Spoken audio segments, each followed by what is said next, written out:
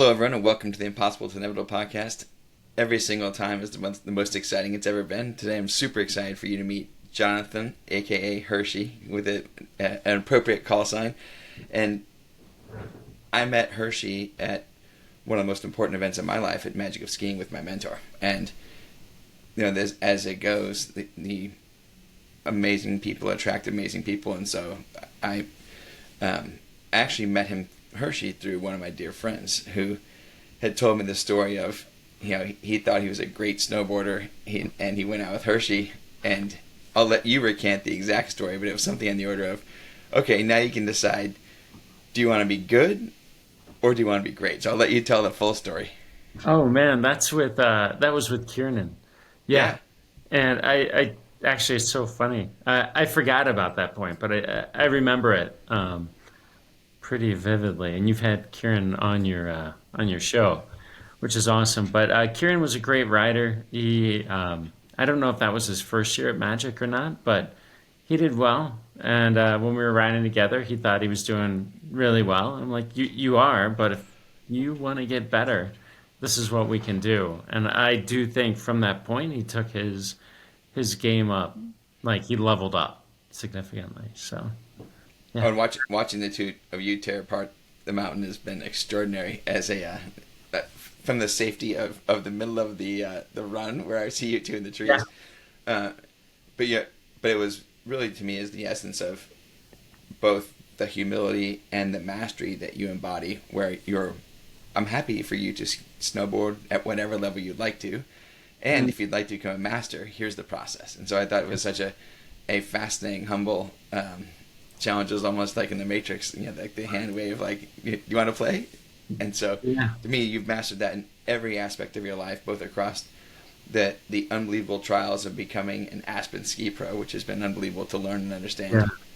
And then, of course, you didn't just get that gift, but also unparalleled at cycling, mountain biking, just about any other sport. So, anything else that you would share to help enlighten the rest of us on how you have that constant growth mindset of learning at that exceptional level?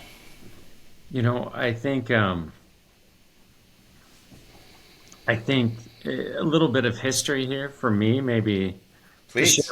share with you would be that comes to mind, right? Like, how did I get to where I am? And it started back, and Kurt, you told me that you have a Lutheran faith, and you'll probably find this funny or interesting. But back in when I was in uh, university, part of my undergrad degree was in youth ministry, and the very first job I had was working at a Lutheran church with youth, and I decided to take the kids on a ski trip, and it was on this ski trip that a few of them were like, "You got to learn to snowboard," and I think maybe I was 20, 22 at the time, and I'm like, "Snowboard? No, I'm way too old for that. I just ski." And and I went out once and with these guys, and they're like, "Don't worry, we're going to teach you." And I'm like, "Awesome! I'm so looking forward to it." And they didn't teach me how to put on my snowboard boots. They didn't teach me how to buckle my bindings and do those up. Like anything that you would think somebody would teach you to, they did not do it. They're like, "Come on, just they're like tennis shoes. Put them on loose and let's go." And my very first time, they're like, "Yeah, well, we're going to go up the tow rope to start." And so I grabbed on, and if you've ever seen people getting pulled up the tow rope on their stomach, Me. yeah, well, you're part of the club because I did as well. And anyway, I got taken up to the top of the bunny slope and then just was falling left and right. I couldn't do anything. But after some time and later in the day, they're like, "All right, we're gonna take you up to the black run now because that's where real learning begins." And but we're That's what you not. should do on day one. Yeah. Yeah, exactly, exactly. So I was falling, but I had one nice turn that I just remember vividly. Like the board went down, it hooked up, and I literally like because it's Ohio, we ski and snowboard at night, so the lights are on. And as I did this big arc, my hands were dragging in the snow. like true knuckle dragger at this point, and I carved back up the hill, and I landed and just came to rest on my chest and just went, what was that? Like, I had this little, you could call it the aha moment, or just a taste of how amazing this could be. And I'm like, I want to do that. I want more of this. And so from that point, I just started to like try to snowboard. I bought one, went out with people, and they're like, hey, you know what you should do? You should teach. And I'm like, what? I can barely snowboard. Why should I teach? They're like, oh, you'd be great at it.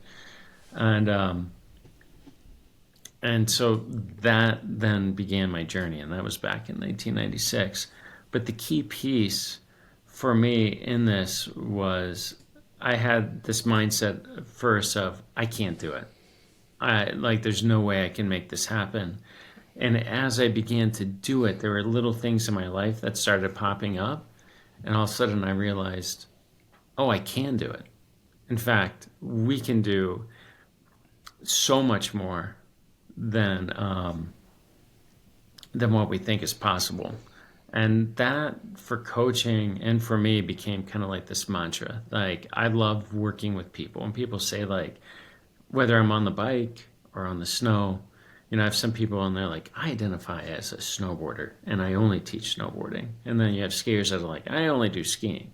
Or when I bike with folks, I only do road riding. I'm a roadie, or I never do road. I'm a mountain biker. And I'm like, to me, it doesn't matter. I like being outside with people because I think through sports and activity, you can help people realize just how beautiful they are and how much, what's the word I want to use?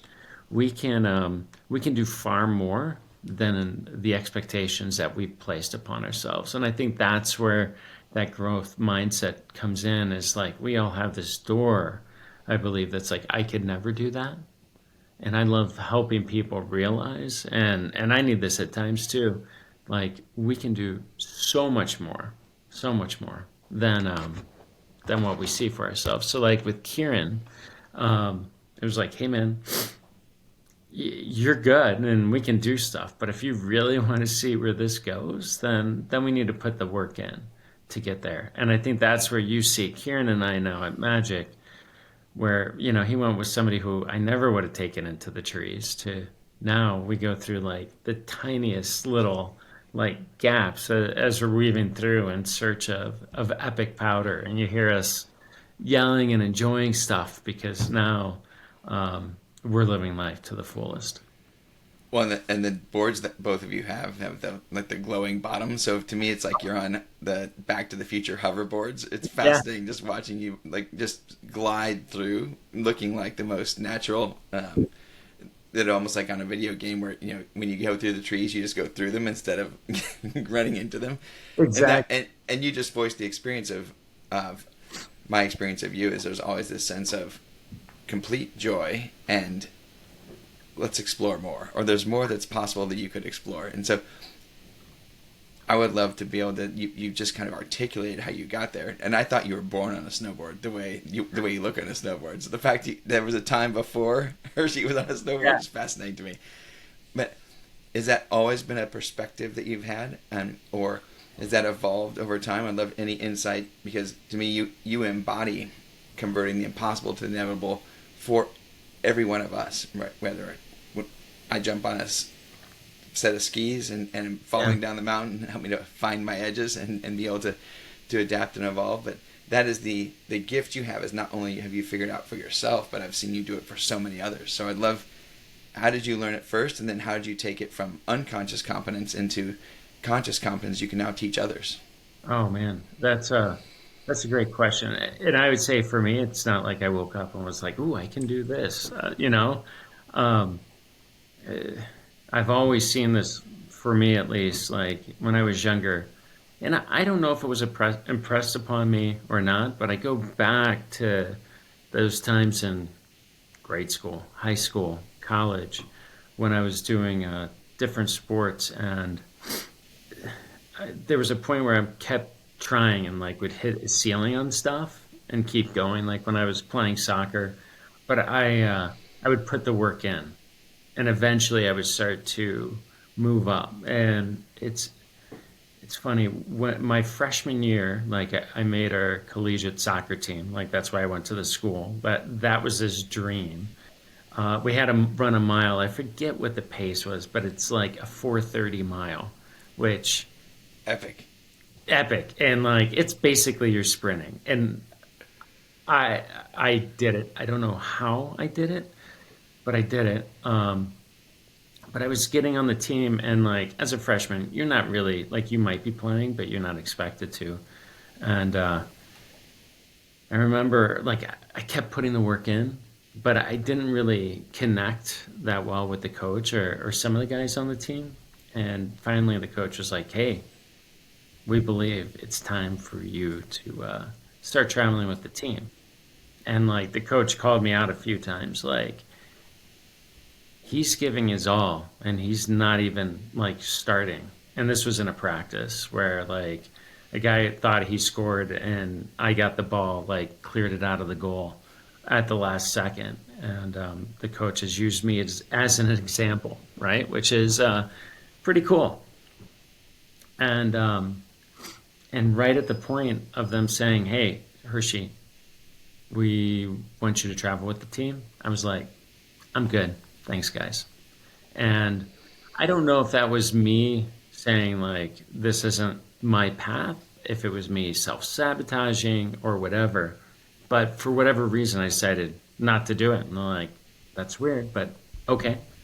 Um, and so, you know, it's just kind of interesting how my life evolved that way. And then I started working with high school kids at the church, and I think it was the snowboarding piece when I first tried it is what began to unlock and seeing like we can set these limitations and then we can grow through them, especially when you're not proficient at something, which I wasn't.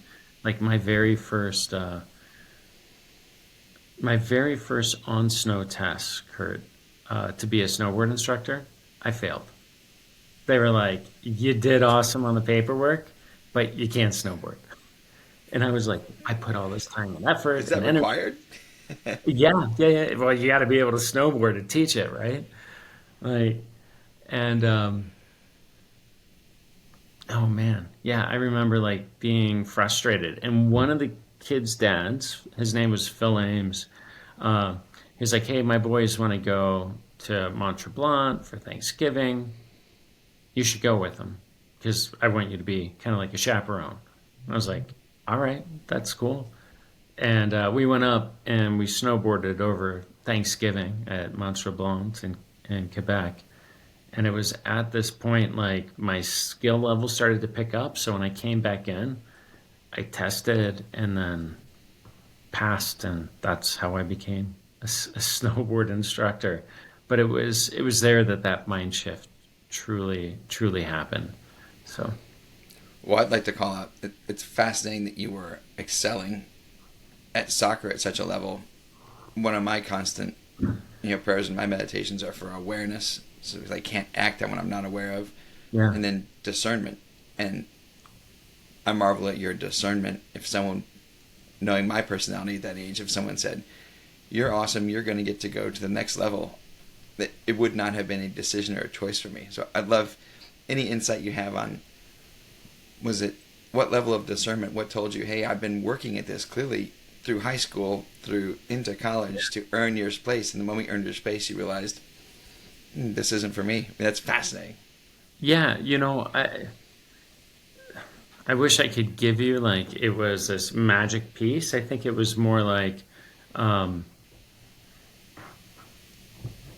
how do I word it?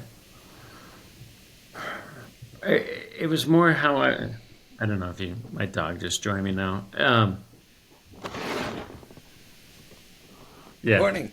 yeah, and he's on the orange chair, so he's fully present with us. Yeah, I don't know. I don't know if it was clicking with the team, if it was. I,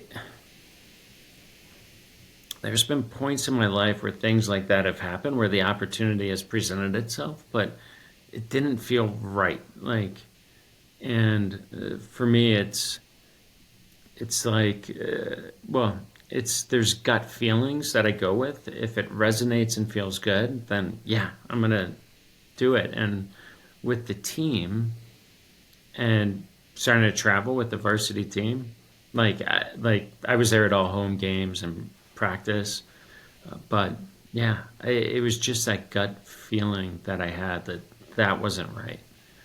And then something similar happened to that where as I was finishing college, I got in through snowboard coaching and then started coaching soccer, and I was playing with some different open teams. And um, I it's funny. Cleveland has a professional indoor soccer team, and it was the Cleveland Force, and then it was the Cleveland Crunch.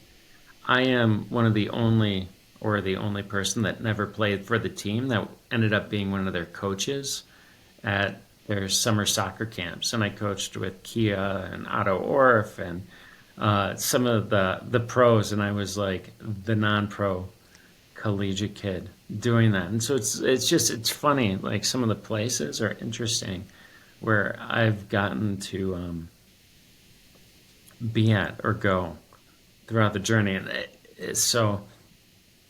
Uh, I think for me though, like sports has always been something that I've loved. I'd love to work my body out to that highest level and push myself. And that's one reason, like skiing and snowboarding, why I love them. And I started getting into uphill as well, which is super fun. It's the wrong direction, Hershey.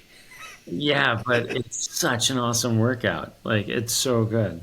So, Well, to me, you embody that intuition that is so extraordinary. To be fully alive, it's now I'm not going to be stuck here in logical or head center. yeah. Yeah, but my experience with you has always been you move from heart center, and your ability to discern and intuit which is the best path, and it is often the ineffable. It's beyond words, and so it's extraordinary just to hear you talk through the process to give us, a wisp of what that process is like. Mm. It's there's so much to it. There, like I grew up in a very Christian household, and but everybody has like their own kind of experience with different things. And for me, it's been like moving this way and then kind of coming back and forth. But I remember reading this verse, and I can't quote it verbatim for you. And maybe if I say it, you're going to know it. But like when the Spirit of truth like comes, it will lead and guide you into all truth. And when I read that resonated with me, and that's kind of like hearing that little calling and then moving forward within that. And that took me towards the soccer direction.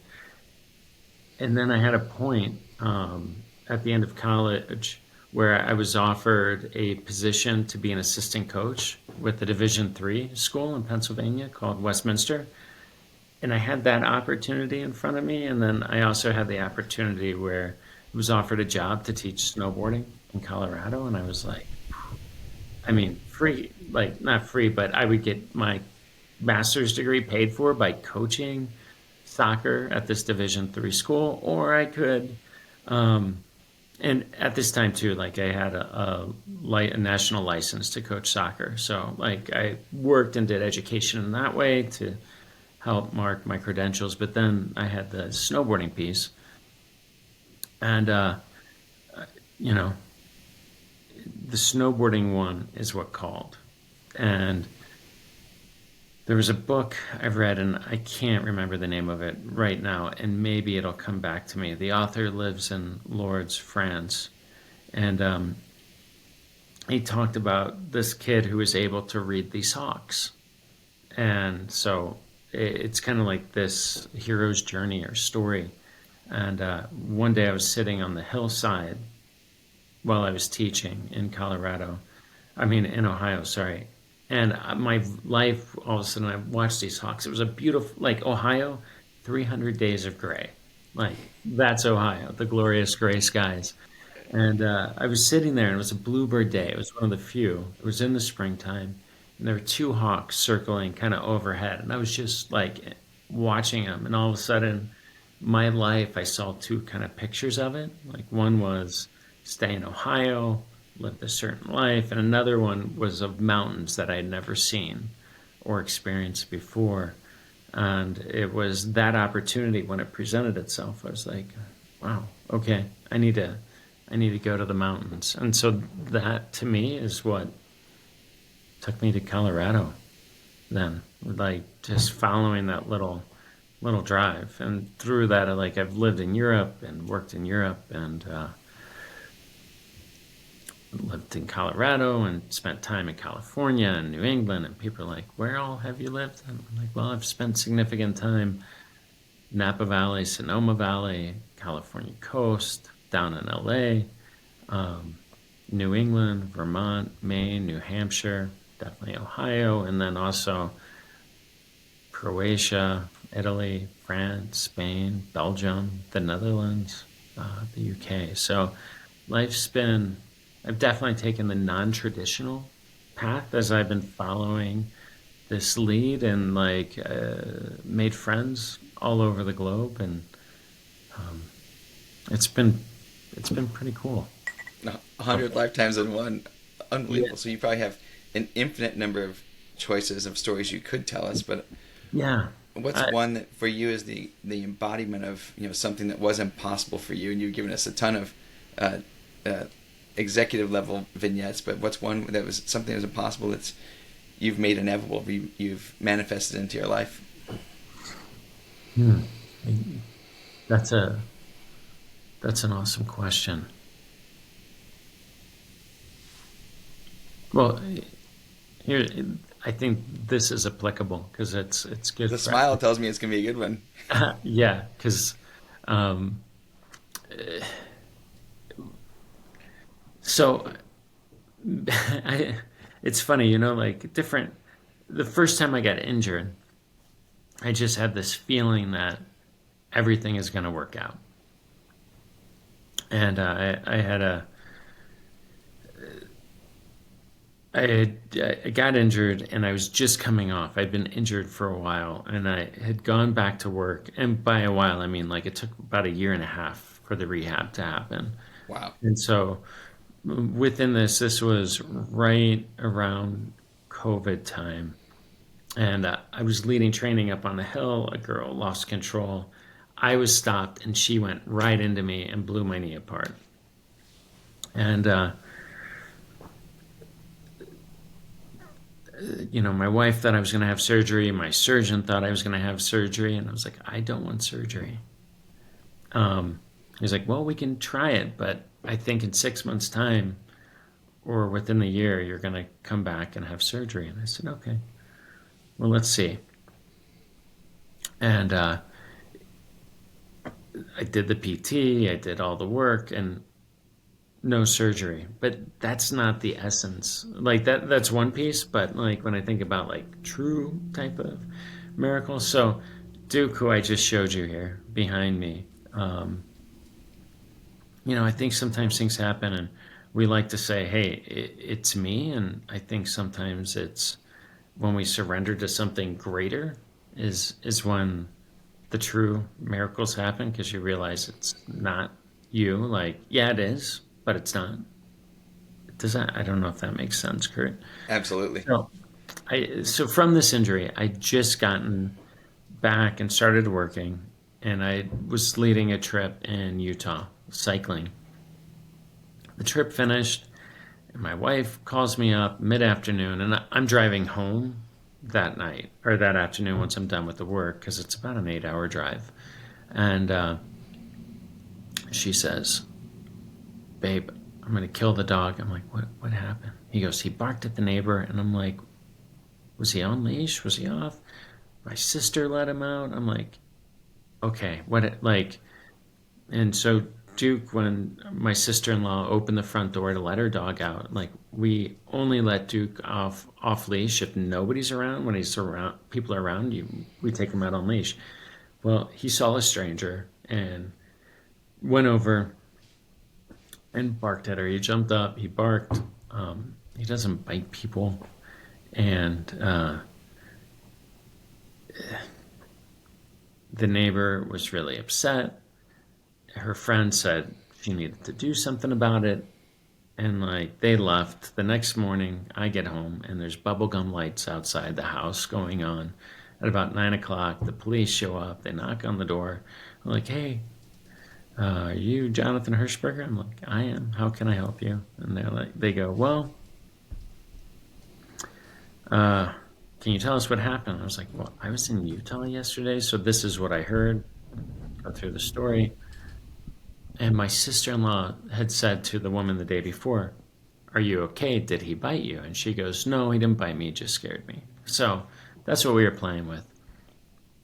Well, the woman says, "Your dog did bite her. And so because of that, we're serving you and you have to show up at court on this date." So we go through that whole process. And at that process, like Dawn and I were like, we need to move. Like, we can't live in our house anymore. For her, it was stressful. For me, anytime we would take him out, the neighbors peeking behind the window, looking outside. And in the day like that I signed, what is it? It's called. Basically, we did a plea deal because we didn't want to fight it because the amount of money. So we do the plea deal. My wife is like, "Take it." I kind of want to just take this all the way, because I know he didn't bite her, and no ski jacket when it's 70 degrees outside is going to protect your arm from getting bruises if my dog latches down. Actually bit you, yes. Yeah, exactly. And if you are wearing some new magic stuff, then all of the police in the Like U.S. a Kevlar ski jacket, yeah. Yeah, should be wearing this special ski jacket. I mean, we can go into details on it, but so I signed the plea deal, and we had been looking for a house, and we had not found it. And finally, the day after, it might have been, yeah, I think it was 24 hours after I signed the plea deal, I'm with a realtor looking at homes. And I'm like, the last one, I'm like, "Hey, let's just go check this one out. It says it's being built now. We can tweak some stuff in it." And so I go in with the realtor and we walk up the wood stairs. And when I walk in, I go, and this is one of those you kind of have a vision of a house or a vision of something. And I walk up and I'm like, "This is it." And the realtor looks at me and she's like, "What do you mean?" I'm like, "I see it." She's like, "It's 2x4s and the windows have been cut out. They're not even put in." Like, "What do you mean you can see it?" I'm like, "This is the house. I can see it." And she's like, "Are you sure?" And I was like, "Oh yeah, I'm 100% sure. I can picture just how everything is laid out." And, I'm looking out and I see the view that we had talked about that we wanted, where we could have a garden outside, a fenced in yard so we don't have to worry about Duke biting somebody, you know. And to me, that, if I think about bringing the impossible possible, right? That's kind of what you said. Over the course of the next 3 months, everything fell into place, and we were able to tweak things within the house and work with the builder to bring something into life that we never thought would be. So, And if you've shared the story with me, so if it's okay if we go a little bit deeper, just because I have a dear friend, John, that says miracles are always in direct proportion to the need for the miracle. And I was like, "Oh, why would you tell me that? I wanted it to be free," And so, and I remember when you told me about this, I think that process went on for, I want to say 18 months. It was not, the way you told it, it could have been a compressed cycle, but I think it was 18 months of your integrity being questioned, the most unjust attack on your character and who you were that one could endure. It definitely was an 18-month process. Like from the time that the police first showed up to like, and I would love to say like everything does work out, but like you are correct. Like it was a long process. There was a lot of stress involved with it all. Um, and so when this all like finally came to its conclusion, yeah, it was 18 months later. And yeah, I totally forgot about that, Kurt. So yeah, Okay. you have so many, and like, I gotta say, I'm a little, and I don't want to say I'm intimidated, but I'm totally intimidated. You have so many amazing. I spent so last week when we were supposed to chat, and um, I was at my mother-in-law's house, and for some reason, the time change piece, I didn't. I just, I travel so much, and I don't miss that I was on the same time zone as you. And so when we said, hey, 7 Mountain Time, I was thinking 7 at my mother in law's house, not 6. So I spent that driving home, going through all of these podcasts, which are awesome. And I'm like, wow, you have so many incredible people on here. Like, why me? So, yeah. Well, it's fun. It's fun that you share that, just because the essence of it is the whole spark for the podcast was if someone I have lost great friends and brothers in arms to suicide, Mm, and my greatest fear was someone wouldn't call, right, or you didn't know that they needed it, and so yeah. the impetus for this was if someone. The reason impossible is in the name is because if someone's sitting there thinking my life's impossible and they Google it, my hope is it pops up with this and they say, well, if these two chuckleheads can make it through a challenge, then of course we can. So that's really the impetus for that. And the second is, for me, it's the most amazing humans I've been gifted to know in my life, and the stories that I would like to pass on to my kids and grandkids. So it becomes, hey, if you want to know what's important for me, it's here's all the humans that reflected in the mirror, all the things that I found miraculous and valuable about life. So, and you rank amongst all of the most amazing people. So thank you for being here. Yeah, you're welcome. You're When we welcome. when we dropped in last week, it was you started the call with, "I'm just happy to be here," or Yeah. or something of that, which I said, of course. And then you really dove into the no, I'm really just happy to be here, and so it's a deeply personal, but such a profound story of um, the embodiment of miracles that if you're okay sharing Yeah. it was so powerful. I was weeping as you shared it with me, just because I was like, wow, like, see how close we came to losing a dear friend. Yeah. So, I mean, I take people on cycling tours, and I've been doing this for 25 years. And over that time, I think I was hit once by a car. Like I woke up dazed and confused on Highway 1 in somebody's pickup truck. Um, The one in San Francisco or California. yeah.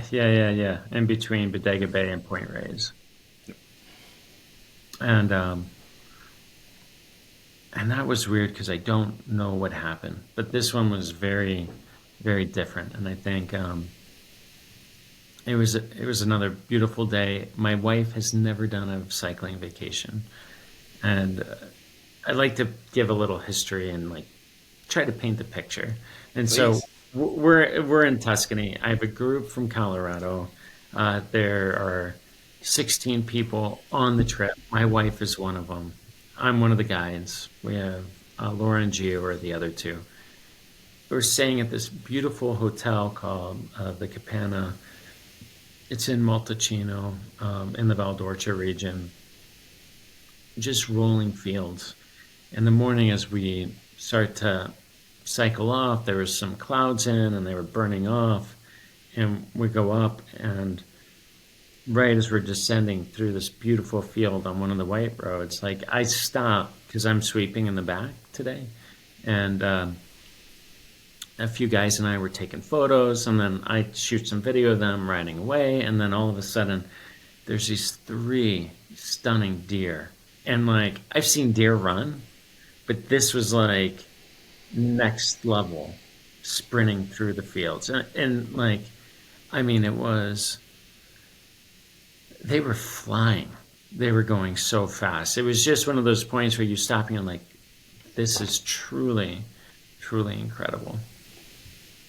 And for me, that's what that was. Like I filmed them, got the van going away, and so now I'm descending down through the field, and I get down to the bottom of the descent, turn right, and I see just a few hundred meters the back of the group. I'm like, awesome. I'll be up to them in just a few seconds. And I start going through this town, and I'm on cobbles, and the street is like cycling, like there's signs up for La Roica on it.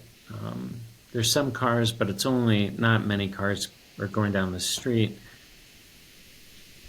And as I'm right about to exit the town, I see, like, and I'm going, around, I don't know, 20 miles an hour, 25 miles an hour.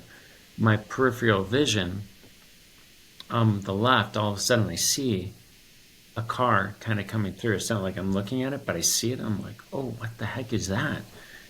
And so I slam on my brakes, and I'm like trying to get all my weight. So I shift back on the bike. I get my weight as far back as I can to try to get this thing to come to a stop. I'm like, I'm not stopping. And so I turned sideways, and next thing I knew, I was spinning and rolling in the air, and came to a stop on the ground. And you do the quick assessment, like, am I okay? I'm okay. And now I have this huge, and I know you've had this before, like this huge rush of adrenaline. And I pop up and I see the woman, one hand on her phone, the other hand yelling at me, and I was like, what? And I look, and she has a stop sign literally 15 feet. Or, I mean, I think I sent you one of the photos, but you can see in the pictures, like, her car, stop sign. And then my thought is, because this is how, like, I'm like, did I miss something? Like, did I do something wrong here? And so I look on the ground, and in Europe, sometimes a yield sign may not be marked with a sign, but it'll be marked by like jagged teeth on the ground, like triangles. I say teeth because that's how it was taught to me. But Sure. like these little triangles painted, and when you see that, like you yield to the traffic. There wasn't any of that. And then I was like, okay, is there a stop sign? There's no stop sign. And I was like, what? By the way, you're thinking about this when you just got slammed into by a car. Yeah. And so I'm yelling. She's calling the Carbonary, the local police. And then I see my co-guide over there. And Laura's like, right now, I'm definitely like, I'm taking all this in, but I'm also not thinking maybe clear because of the adrenaline. And she's like, what happened? I'm like, the woman hit me. And like, had I not caught her out of my vision, I think we'd also have a very, like peripheral, we'd have a very different perspective, because she would have hit me directly head on. And like, fortunately, I slowed down just enough to hit right behind her rear wheel. And then, I mean, you talk about miracles or things happening, right? And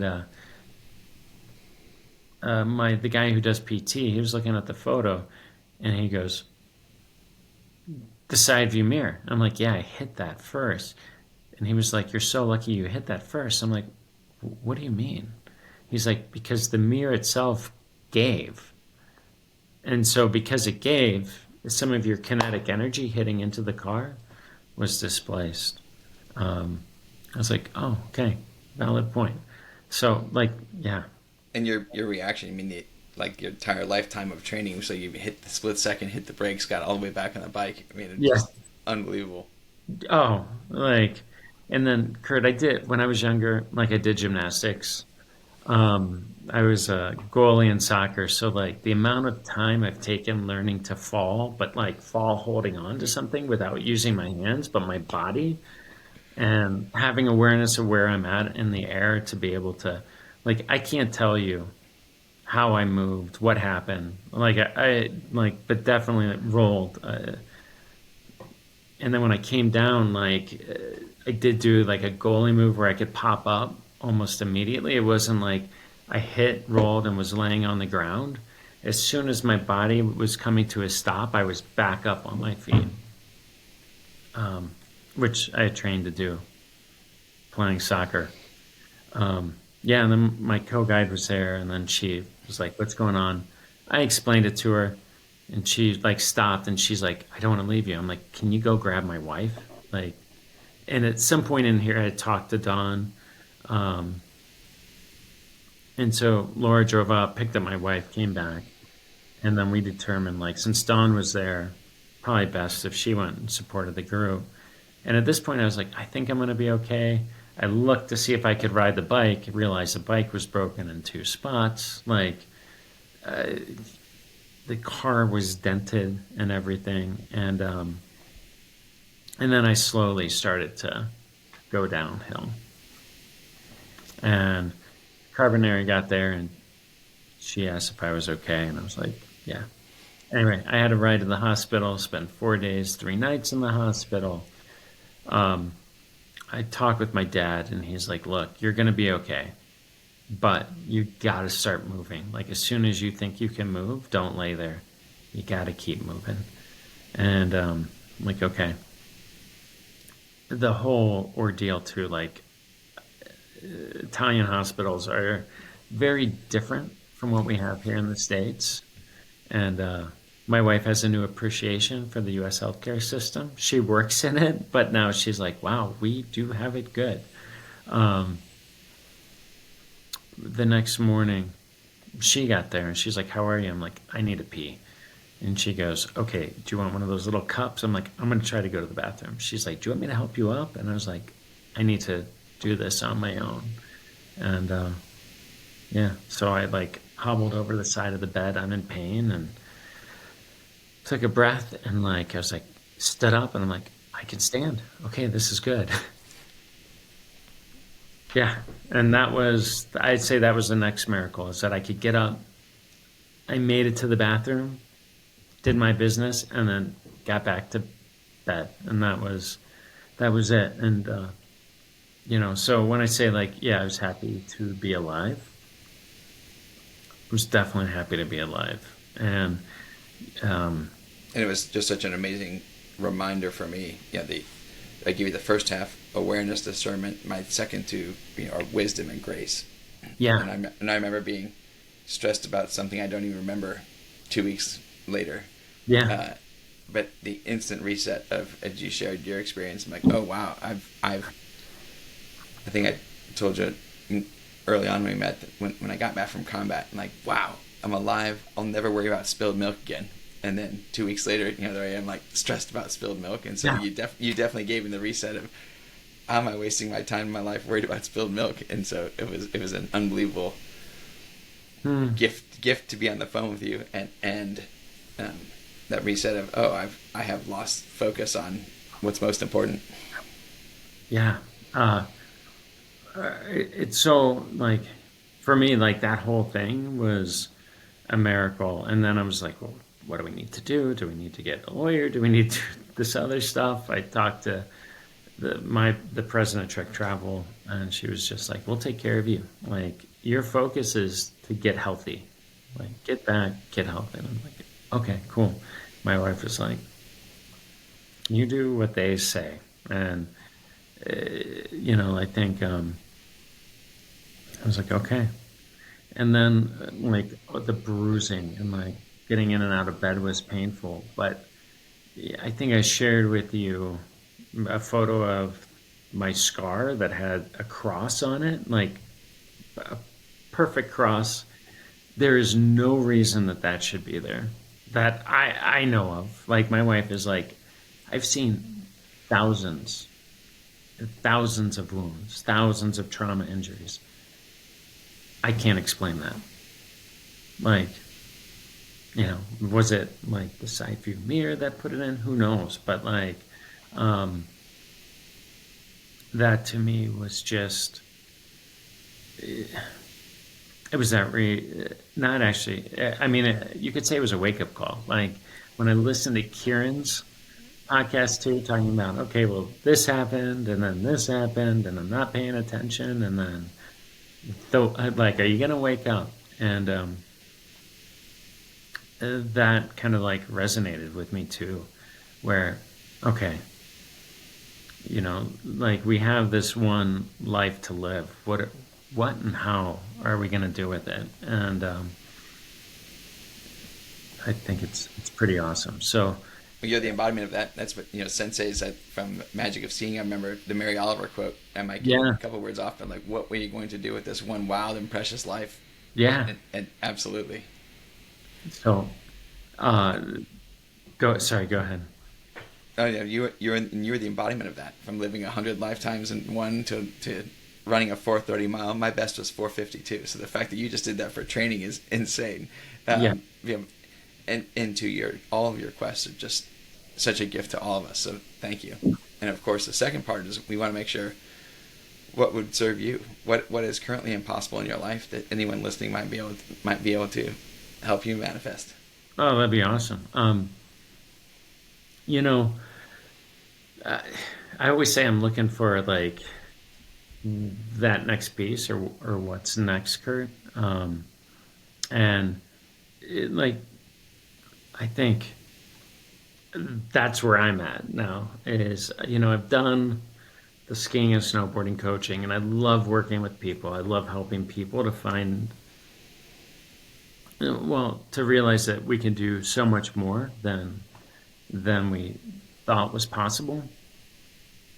And I believe like you can help coach people in that by like setting up small manageable steps to help them get to where they are, or like it's even holding a vision of like you see somebody, I see where you are now, but I know you could be up here. And that's kind of what I had for Kieran, is like you're good, but you can be great.